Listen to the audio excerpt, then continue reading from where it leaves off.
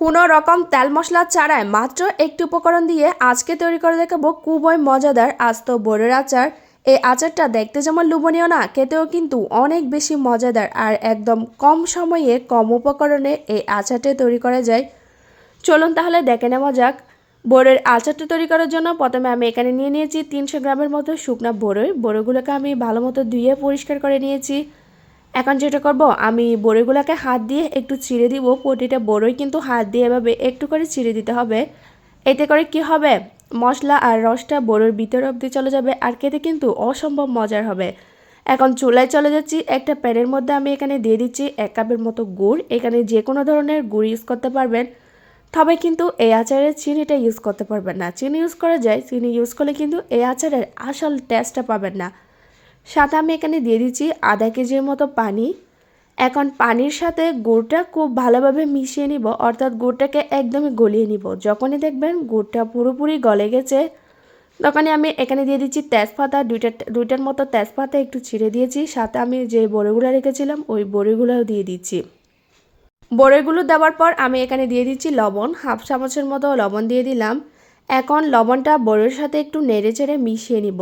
লবণটা একটু মিশিয়ে নেওয়ার পর এখন ঢাকনা দিয়ে ঢেকে এই বড়িগুলোকে জাল করে নিব 10 মিনিটের মতো।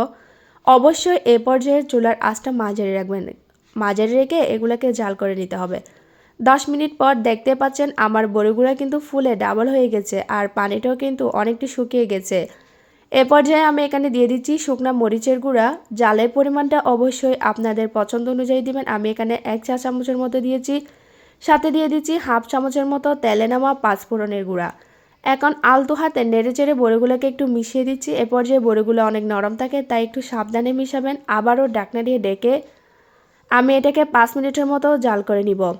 এখন দেখতে পাচ্ছেন পানিটা কিন্তু পুরোপুরি শুকিয়ে গেছে। এটা কিন্তু ঠান্ডা হওয়ার পর পানিটা কিন্তু আরও শুকিয়ে যাবে। এ পর্যায়ে আপনারা চাইলে এখানে ভিনেগার অ্যাড করতে পারেন যদি আচারটা সংরক্ষণ করতে চান।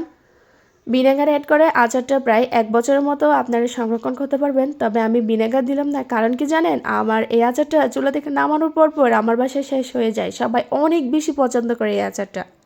এই রেসিপিতে যারা কখনো বড়ের আচারটা খাননি তারা অবশ্যই একবার হলেও এই রেসিপিটা ফলো করে আচারটা বানিয়ে দেখবেন। ইনশাল্লাহ আপনাদের কাছেও ভালো লাগবে।